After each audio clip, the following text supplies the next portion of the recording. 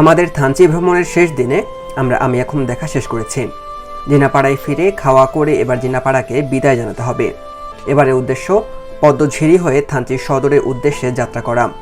এই পর্বতে আমি আমার অভিজ্ঞতার আলোকে নাফাখুম আমিয়াখুম ভ্রমণের যাবতীয় খুঁটিনাটি বিষয়ে আলোচনা করার চেষ্টা করব। তাই ধৈর্য সহকারে এই ভিডিওটি শেষ করলে আপনারা বেশ উপকৃত হতে পারবেন।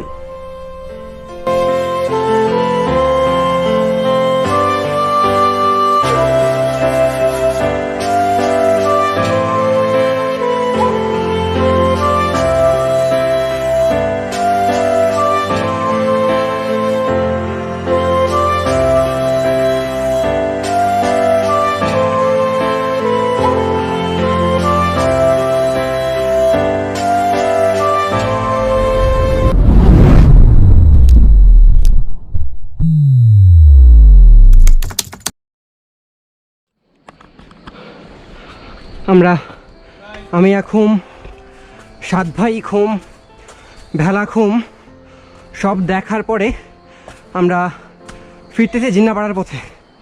সেখানে আমরা লাঞ্চ করব এবং পদ্মঝিরির উদ্দেশ্যে আমরা রওনা করব। আর এখন আমি যেই পাহাড়টা পার হচ্ছি এটাই হলো দেবতা পাহাড়। দেবতা পাহাড় যখন নামবেন তখন একটু সতর্ক থাকবেন যাতে আপনি পিছলে না পড়েন।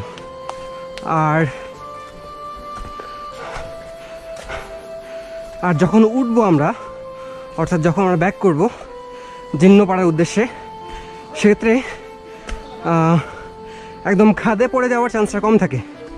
কিন্তু আমরা যখন নামি তখন পাহাড় বেয়ে নামছি, কিন্তু পাহাড়ে নামার থেকে উঠাটা বেশি কষ্টকর। অর্থাৎ যখন দেবতা পাহাড় থেকে আমরা নামবো তখন আমাদেরকে সতর্ক থাকতে হবে যাতে আমরা না পড়ি। আর যখন দেবতা পাহাড় বেয়ে উঠবো তখন শারীরিক শক্তি, মনোবল এটাই সবচেয়ে গুরুত্বপূর্ণ বিষয়। আমাদের রাবি ভাই বসে গেছে। কি ভাই, খুব টায়ার্ড? হ্যাঁ, চাপ লাগতেছে। অর্থাৎ মনোবলটা এখানে সবচেয়ে গুরুত্বপূর্ণ। যে আপনি আসছেন, আপনি দেখে যাবেন, এটা এখানকার বড় কথা। তবে পাহাড়ে দেবতা পাহাড় থেকে নামতে যদি 40 মিনিট সময় লাগে, আমার ধারণা এখানে উঠতে মিনিমাম 1.5 ঘন্টা লাগবে যদি আপনি খুব বেশি শক্ত সামর্থ্য না হন। পবিত্র, খুব টায়ার্ড নাকি? অনেক ভাই, সেই আমি দেখতে পাচ্ছেন যে আমার টুরমেটটা সবাই হাঁপাচ্ছে। আর কি কিছু বলতে চাও?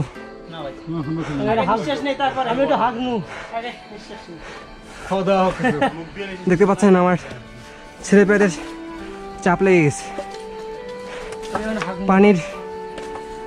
পানি রাখতে হবে সাথে, শুকনো খাবার। দাদা, কতক্ষণ লাগবে জিনাপাড়া দিতে? হ্যাঁ, আমরা যাহারে উঠতেছি সে আমার মনে হয় 1 ঘন্টা লাগবে। 40 মিনিট নামছি না, ওটা তাড়াতাড়ি হচ্ছে। ডিপেন্ডস অন সামনে চাপের জায়গাতে যায়নি, তাহলে 1 ঘন্টা 1.5 ঘন্টা খুব বেশি লাগবে, 2 ঘন্টা লাগবে। চলেন দেখি কয় ঘন্টা লাগে। দেখেন সময় দেখছো যখন উঠছি কত ছিল? 40 মিনিট।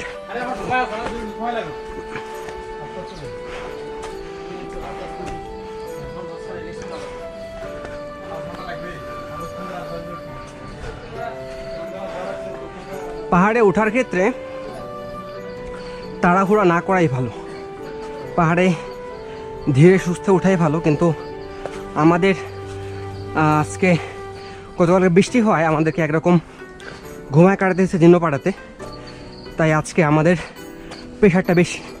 আজকে আমরা এই 3টে স্পট কাভার করলাম এবং আজকে আমরা থানচি সদর ফিরতে চাই। সেক্ষেত্রে আমাদেরকে আরও বেশি যে কষ্ট করতে হবে এটা সহজেই বোঝা যাচ্ছে।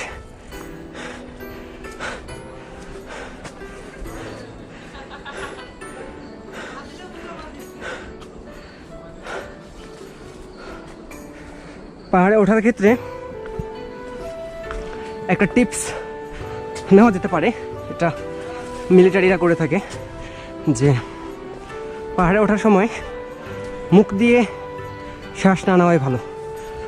নাক দিয়ে শ্বাস ছাড়বেন, আর মুখ দিয়ে শ্বাস ছাড়লে আপনার দেহ থেকে বেশি পরিমাণে পানি বের হবে, অর্থাৎ আমি ডিহাইড্রেশনে একটা ভোগার সুযোগ আছে। আর সামনে দেখতে পাচ্ছেন এই খাড়া পাহাড়ে আমি উঠবো।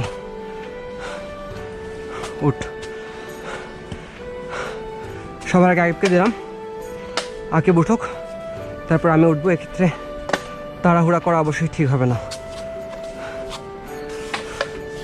নাস্তা করে দিবি?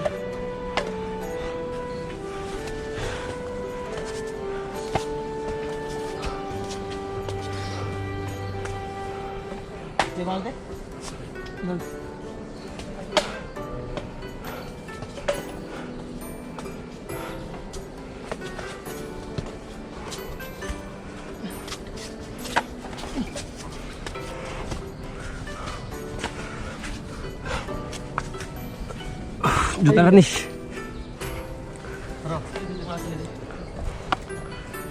পিছনে সহযাত্রীদেরকে দেখাই, পবিত্র উঠতেছে, পিছনে রাব্বি।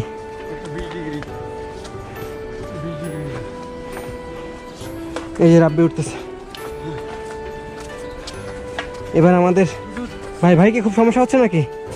আপনার তো পাহাড়ে উঠতে সমস্যা হওয়ার কথা। আপনি তো আর নাটক করেন না।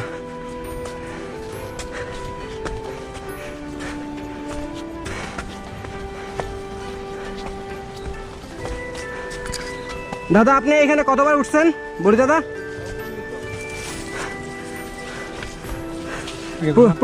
প্রথম কোন বছরে উঠেন দাদা? প্রথম আপনি যখন দেবতা পাহাড়ে আসেন তখন আপনার বয়স কত?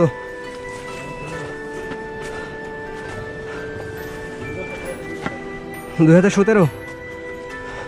দেখতে পাচ্ছেন কি অবস্থা, এই যে পবিত্র উঠতেছে, একদম খাড়া দেবতা পাহাড়।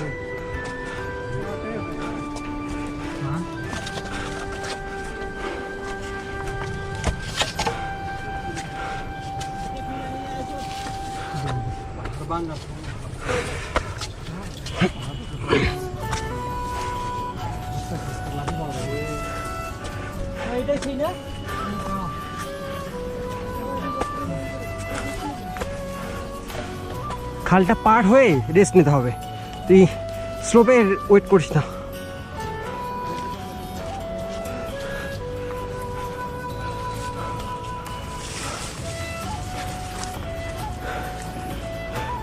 এই যে একদম খাড়া রাস্তা ধরে উঠতেছে উপরে। সবার পেছনে আমাদের গাইডরা আছে আরহাত ভাই, ওই যে আরহাত ভাই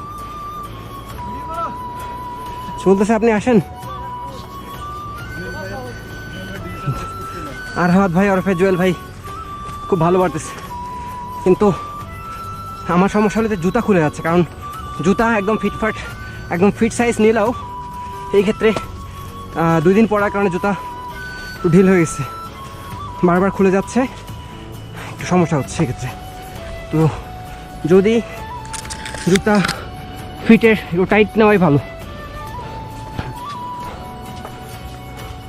তুই সাইড দে, তুই পারতেছিস না, তুই পিছা যাওয়াটা।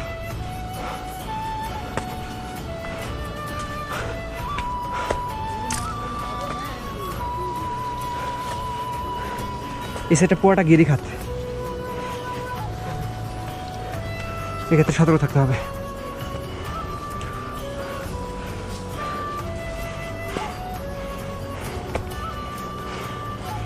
আস্তে আস্তে সময় নিয়ে উঠি, তাড়াহুড়ো করে। নামতে যত সময় লাগে দেবতা পাহাড়ে উঠতে তার অর্ধেক সময় লাগে। নামার সময় রয়েছে পা পিছলে পড়ে দুর্ঘটনা ঘটার সম্ভাবনা, তবে ওঠার ক্ষেত্রে সেই ভয়টা অনেকটাই কম, কিন্তু ওঠার ক্ষেত্রে শারীরিক শক্তি একটু বেশি দরকার পড়ে। সব পাড়া ব্যাক করে আবার জিনোপাড়ায় যাচ্ছি, কিন্তু জিনোপাড়ায় আজকে থাকা হবে না, চলে যাবো থানচি সদরে। প্রিয় দর্শক, আমি এখন দেখা শেষ করে দেবতা পাহাড় ধরে আমরা উপরে উঠছি। এবার আপনাদের জানিয়ে দেই যে নাফাখুম আমিয়াখুম ভ্রমণের কোন সিজনটা সবচেয়ে বেস্ট। যেহেতু নাফাখুম আমিয়াখুম ভ্রমণে বেশ কয়েকবার রেমাক্রি খাল পাড়ি দিতে হয়, তাই ভরা বর্ষায় এই নাফাখুম আমিয়াখুম ভ্রমণ একেবারেই হারাম। অর্থাৎ বর্ষাকাল জুন থেকে সেপ্টেম্বর এই মাসগুলোতে নাফাখুম আমিয়াখুম ভ্রমণে না আসাই ভালো। নভেম্বর থেকে মার্চ মাস আমাদের দেশে বেশ শুষ্ক সিজন থাকে, এই সময় আমরা নাফাখুম আমিয়াখুম ভ্রমণে আসতে পারি। তবে মার্চ এপ্রিলের দিকে বেশ কড়া রোদ হওয়াতে এই সময় ট্রেকিং করতে একটু বেশি কষ্ট পোহাতে হবে। যথেষ্ট শক্তি থাকলে ওঠা সহজ।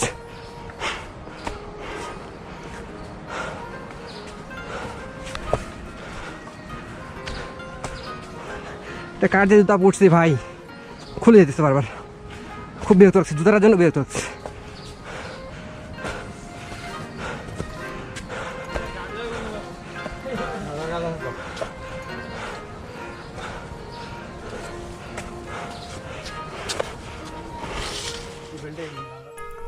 এবারে আসি নাফাখুম আমিয়াখুম ভ্রমণে গাইড খরচ কত পড়ে। সাধারণত এই রুটে দুজন গাইড থাকে। মেইন গাইড থানচি সদর থেকে জিন্নাপাড়া বা থুইসাপাড়ায় আমাদের নিয়ে আসে, নাফাখুম দেখা শেষ করে। সেখান থেকে লোকাল গাইড আমিয়াখুম, সাদভাইখুম, ভেলাখুম আমাদেরকে দেখায়। সেক্ষেত্রে সর্বমোট গাইড খরচ পড়ে 5,000 টাকা। যদি ক্রাইখুম ঝর্ণা দেখতে চান তবে সেক্ষেত্রে আরও অতিরিক্ত 200 টাকা বহন করতে হবে। অর্থাৎ ক্রাইখুম ঝর্ণা দেখলে গাইডকে সর্বমোট দিতে হবে 5200 টাকা। এই টাকার পরিমাণটা কিছুটা কম বেশি হতে পারে, 200, 300, 400, 500 পর্যন্ত। আপনারা এই ক্ষেত্রে গাইডের সাথে কথা বলে বাকিটুকু ঠিক করে নেবেন। নাফাখুম আমিয়াখুম ভ্রমণের প্রথম দিনে কোন রুটটা ফলো করা উচিত? আমাকে অনেকেই এই প্রশ্ন করে থাকেন, কারণ অনেকে পদ্মঝিরি হয়ে থুইসাপাড়া বা জিন্নাপাড়ায় যান। আমরা এই রুটটা ফলো করি নাই, কারণ সারা রাত বাস জার্নি করে বান্দরবানে এসে এই রুটে 6 থেকে 8 ঘন্টা আপনাদেরকে হাঁটতে হবে। এক্ষেত্রে অনেক সময় রাত হয়ে যায়, আর রাতে পাহাড় ট্রেকিং করা অত্যন্ত বিপজ্জনক। তাই আমরা থানচি থেকে তিন্দু রেমাক্রি হয়ে নাফাখুম দেখা শেষ করে জিন্নাপাড়ায় পৌঁছাই, এবং আমার কাছে এই রুটটাই সবচেয়ে বেশি সহজ এবং ভালো বলে মনে হয়েছে। 4 ভাগের 3 ভাগ চলে আসছে, মানে আমার থেকে ওঠাটাই সহজ, সময় কম লাগে। আচ্ছা, আমরা 40 মিনিটে নামছি। ওঠার সময় 2 হাত সবকিছু ব্যবহার করছি, তো হাতও ব্যবহার করছি। যে খুব টায়ার্ড হয়ে গেলে একটু থেমে রেস্ট নিব। স্ট্যামিনার ক্ষেত্রে বেশি পাওয়াতে পানি টানি খাইলে, স্যালাইন পানি খাইলে। ও হাকিব একদম কোথায় এই পাহাড়ে যাব। নাফাখুম আমিয়াখুম ভ্রমণে আসা পর্যটকদের জন্য জিন্নাপাড়া এবং থুইসাপাড়ায় থাকার ব্যবস্থা রয়েছে। সেক্ষেত্রে জনপ্রতি এক রাতের জন্য ভাড়া পড়ে 150 টাকা। খাবারের ক্ষেত্রে 2টো প্যাকেজ রয়েছে, ভাত, ডাল, ভর্তা, ডিম। এক্ষেত্রে পড়ে 120 টাকা। আর ভাত, ডাল, ভর্তার সাথে যদি দেশি মুরগি খেতে চান তাহলে সেক্ষেত্রে একবেলা খাবারের জন্য গুনতে হবে 200 টাকা। একটা কথা মনে রাখবেন, থানচি সদর থেকে আপনারা যত রাত থাকবেন এবং যতবার খাওয়া করবেন, ঠিক ততবার থাকার খরচ এবং খাওয়ার খরচ গাইডের জন্য বহন করতে হবে।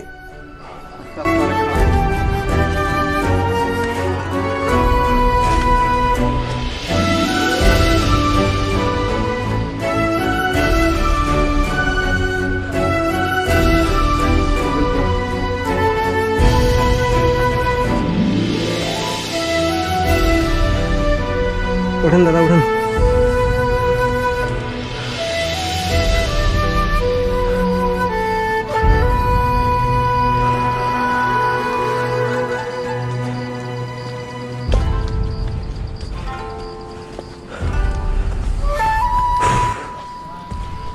এবারে আসি থানচি বাজারে নৌকার ব্যাপারে। ইঞ্জিন চালিত এই নৌকাগুলোতে এক নৌকায় 5 জন পর্যটক বসা যায়। এক্ষেত্রে নৌকা ভাড়া পড়বে 4500 থেকে 5000 টাকা। আমাদেরকে সে প্রথম দিন তিন্দু হয়ে রেমাক্রিতে রেখে আসে এবং আসার দিন আমাদেরকে সে পদ্মমুখ থেকে থানচি সদরে নিয়ে আসে। এক্ষেত্রে আপনাকে অবশ্যই লাইফ জ্যাকেট নিতে হবে। থানচি বাজার থেকে একটি লাইফ জ্যাকেটের একদিনের জন্য ভাড়া পড়বে 50 টাকা করে। কত দূর দেবাশিস আর? ও চলে আসছি প্রায় আমরা। নাফাখুম আমিয়াখুম ভ্রমণে একটা টিমের সদস্য সংখ্যা কত হওয়া উচিত? আমার মতে 10 থেকে 15 জন। তবে আমার মনে হয় 10 জন হওয়া সবচেয়ে ভালো, কারণ একটা চাঁদের গাড়িতে 14 জন পর্যন্ত বসা যায়, কিন্তু 10 জন করে বসলে আশেপাশের ভিউ বেশ ভালোভাবে নেওয়া সম্ভব। আর যেহেতু একটা বোটে 5 জন করে উঠে, সেক্ষেত্রে 10 জন হলে 2টো নৌকা রিজার্ভ করলেই সেখানে যাওয়া সম্ভব। অর্থাৎ দেবতা পাহাড় যখন আমরা নামি, তখন নামার সময় যে স্লোপটা পাওয়া যায়, যে ঢালটা পাওয়া যায়, সেই ঢালটা নামা কঠিন, সরি নামার তুলনামূলক সহজ, কিন্তু সেই ঢালটা কঠিন তুলনামূলক উঠা। ঠিক তো দাদা?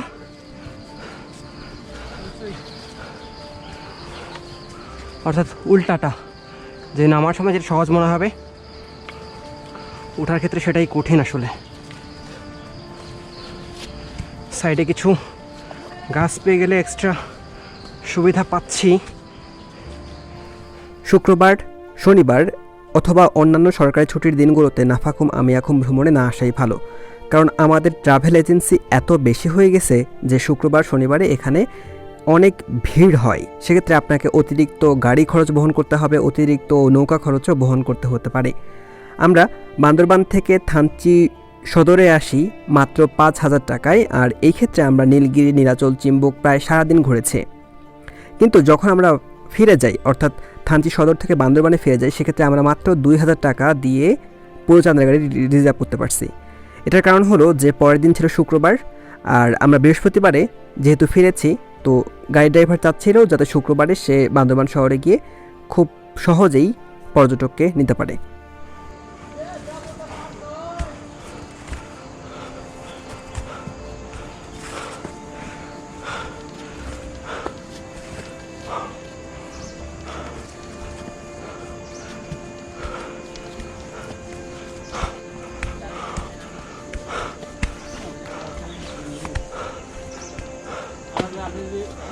পারবো না।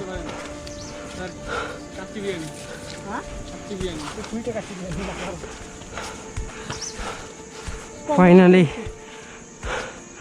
দেবতা পাহাড়ে উঠে গেছে। বললাম যে 1 ঘন্টার কম লাগবে। 1.5 ঘন্টা লাগছে। 8টা বাহারে রওনা করছিল, 8:40 বাজে এখন। 8:40, আধা ঘন্টা 30 আমাদের মতো কেউ তাড়াতাড়ি আসছে গেছে। দাদা পানি দিয়েন তো। ভিন্না করা 11টা বাজে। ও নো, আজকে থাম যাচ্ছি। খাবে রে, আগে ভাগে যাইতে বান্দরবান চলে যাব। পারবেন না। হ্যাঁ বাবা, বাবা, হ্যাঁ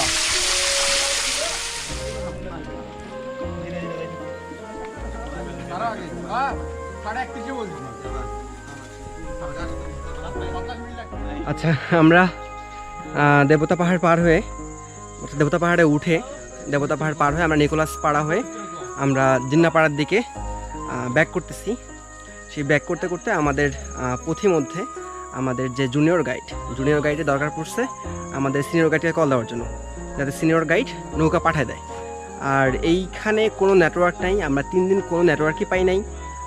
আর এইখানে এসে একটা দেখলাম যে এখানে একটা পাহাড়ি খুঁটি আছে, সেই পাহাড়ি খুঁটিতে মোবাইল রাখলে নেটওয়ার্ক পাওয়া যায়, আর রবি আর টেলিটকের নেটওয়ার্ক পাওয়া যায়, আর মিনিমাম কথা বলার মতো নেটওয়ার্ক এখানে পাওয়া যায়। কিন্তু অ্যান্ড্রয়েড ফোনে আসে না, অ্যান্ড্রয়েড ফোনে আসতেছিল না। যদি বাটন ফোন হয়, বাটন ফোনে এখানে নেটওয়ার্ক পায়। তো আমরা আমাদের গাইডের ফোন নিয়ে আমরা বাসায় যোগাযোগ করি। দাদা এই পাহাড়টার নাম কি? হ্যাঁ, এই পাহাড়টার নাম আছে কোনো? 110 টাকা। হ্যাঁ 110 টাকা আছে বলা যাচ্ছে। আচ্ছা, পাহাড়ের নাম? হ্যাঁ পাহাড়ের নাম তো নাই। আশেপাশে হলো পাড়া আছে এখানকার। এই দাদা এটা কিসের খুঁটি? এখানে নেটওয়ার্ক পায় কেমন? এটা কিসের খুঁটি এটা দাদা? ভিতরে একটা তার আছে। ভিতরে তার আছে? না না না, কোথায়? কিছুই নাই। 954 22 58।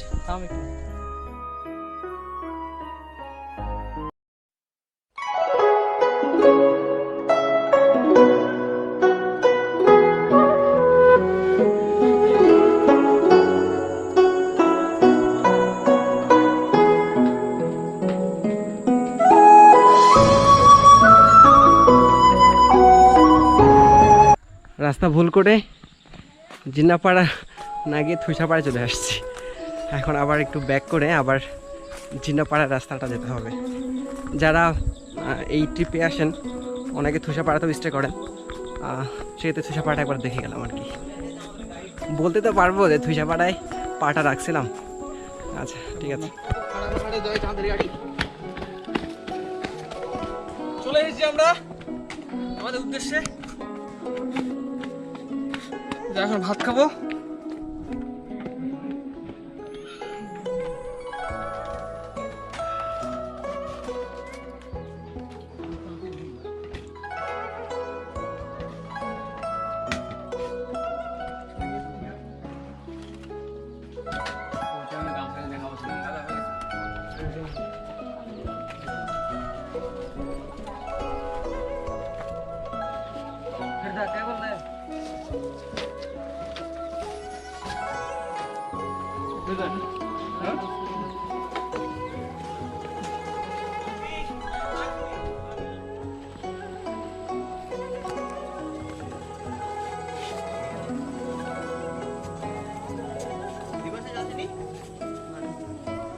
আমরা আজকে সকালে 5টা থেকে 5:30 এই সময়ের মধ্যে আমি এখন যাওয়ার দিকে রওনা হয়েছিলাম।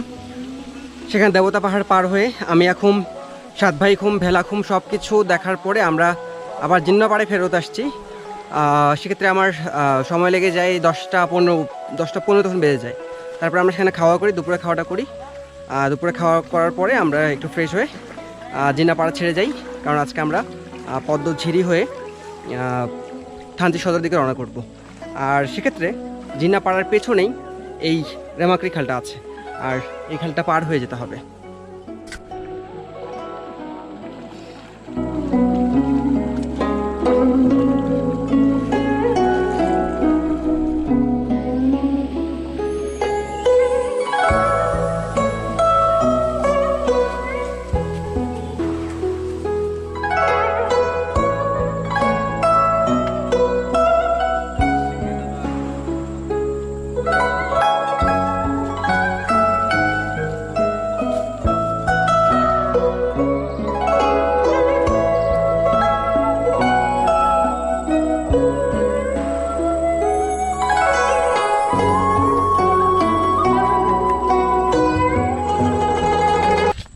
আমরা জিন্নাপাড়া ছেড়ে 20 মিনিটও হাঁটি নাই, কিন্তু এর মধ্যেই আমাদের অবস্থা খারাপ হয়ে গেছে।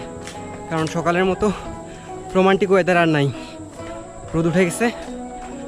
আর টিলা উঠা নামা, পাহাড়ে উঠা নামা করতে করতে একদম সবাই খুবই টায়ার্ড এই 20 মিনিটের মধ্যেই। আর রোদের তেজ বাড়তেছে, যত সময় যাবে তত এটা বাড়তে থাকবে বিকাল না হওয়া পর্যন্ত। তাই আমাদের সামনে মনে হয় সময়টা বেশ কঠিন যাবে।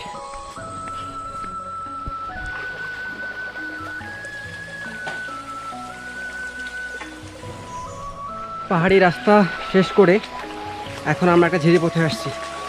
পাহাড়ি রাস্তায় 30 মিনিটের মতো হাঁটছিলাম। পাহাড়ি রাস্তায় রোদে হাঁটার চেয়ে ঠান্ডা পানি ঝিরিতে হাঁটা অনেক সহনীয়, অনেক সহজ।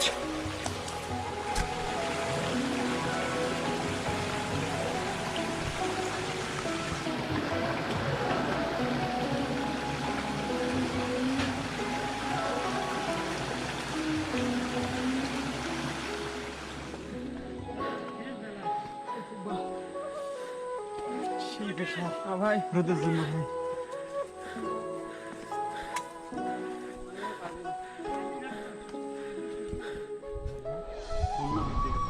দেখতে বলছিলাম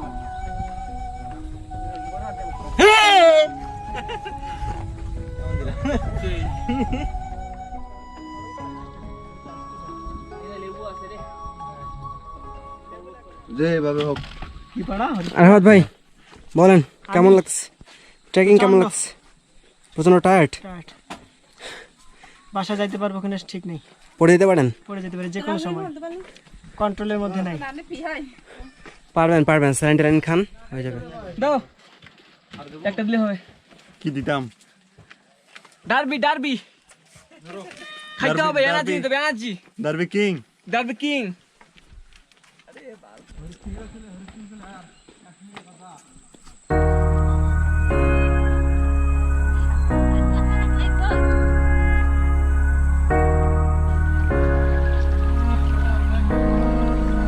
হাঁটতে হাঁটতে আমরা নতুন পাড়া নামে একটা জায়গাতে বসছিলাম, আর সেখানে কিছু খাওয়া দাওয়া করার পরে একটু রেস্ট নেওয়ার পরে সবাই একটু ভালো বোধ করি, একটু স্বস্তি বোধ করি।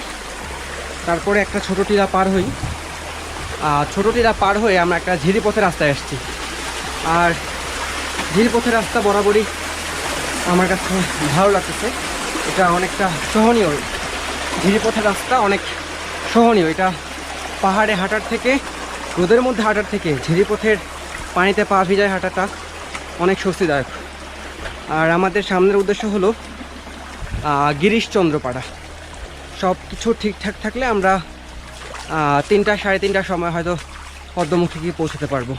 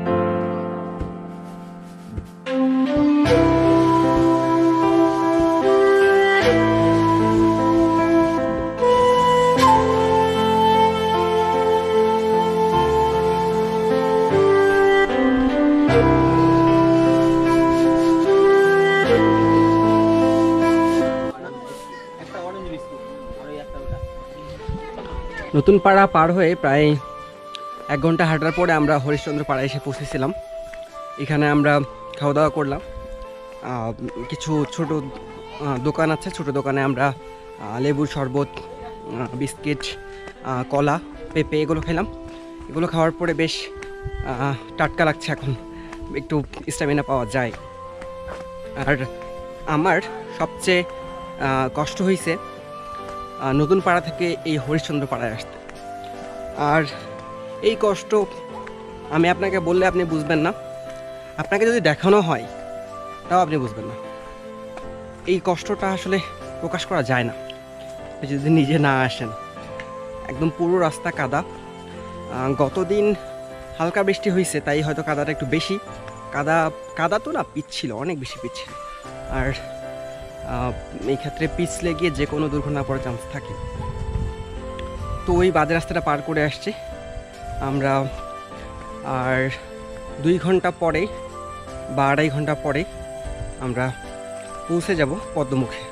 ওখানে আমাদের বোট আমাদের জন্য অপেক্ষা করবে। তারপরে আমরা বোটে করে থানচি সদরের দিকে রওনা করব। দেখা যাক আর কতটুকু সময় দিতে হয়। স্বাভাবিক, ওদের এগুলো বেশি।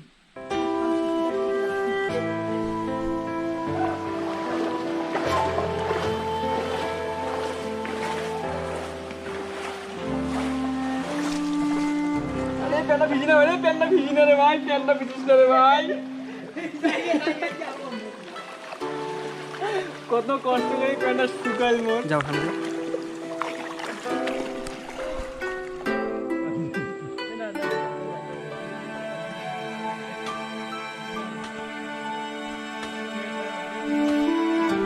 আহাদ ভাই বলেন, আপনি যে জিন্নাপাড়া থেকে যে এই যে রুনাজং পাড়ায় আসলেন, আপনার অবস্থাটা কি? পদে পদে ডিসিশন চেঞ্জ করছি। আচ্ছা। পাদে পাদে পাদে পাদে। প্রথমবারে যখন পাহাড় পার হই তখন মনে হচ্ছিল যে আর জীবনেও আসবো না এরকম জায়গায়। ওইটাই কঠিন মনে হচ্ছিল। ওইটাই সবচেয়ে কঠিন মনে হচ্ছিল। যখন পিছলা রাস্তায় আসলেন তখন যখন এই পাহাড়ের সাইডে যখন একটা পিছলা রাস্তা ছিল, এক পাশে খাদ আর এক পাশে হচ্ছে পিছলা রাস্তা, তখন মনে হচ্ছে ওটাই কঠিন। তখন মনে হচ্ছে ওটাই কঠিন। আবার যখন ঝিরিপথ পাচ্ছি তখন মনে হচ্ছে না এখানে বারবার আসা উচিত। কি একটা অবস্থা! এখনো ডিসিশন, এখনো সম্পূর্ণ একটা রাস্তার এখনো বাকি আছে, এখনো বাকিটা যাই আগে, তারপরে ফুল ডিসিশন নেওয়া যাবে যে আবার আসবো কিনা। আর অনেকে এখানে বাজে খাবার খাইছে, যে কোনো সময় গ্যাস ছাড়তেছে, থাকা যাচ্ছে না, ওদের অত্যাচারে থাকা যাচ্ছে না। আমার ডান দিকে যে ঝিরি পথটা, এটার নাম পদ্মঝিরি। এখানে পদ্ম ঝর্ণা নামে একটা ছোট ঝর্ণা আছে, এই জন্য এটার নাম পদ্মঝিরি। খুব খুব বেশি দেখার মতো কিছু মনে হলো না আমার কাছে, একটা ঝিরি পথ। সেই ঝিরি পথ ধরে আমরা আগে যাচ্ছি পদ্মমুখের দিকে। ওখানে আমাদের মেইন গাইড আমাদের জন্য নৌকা পাঠিয়ে দিবে, গাইড নিজেও আসতে পারে। তো সেই বোটে করে আমরা রওনা হব থানচির উদ্দেশ্যে।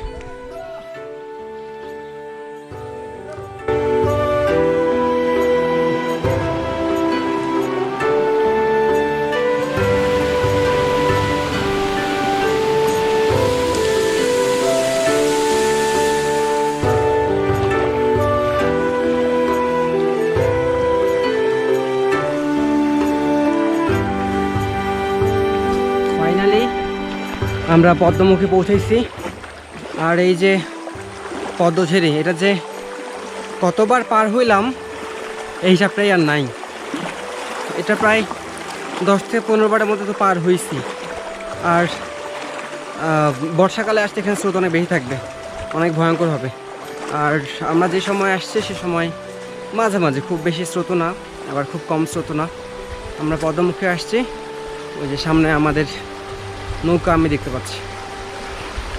খুব ক্লান্ত।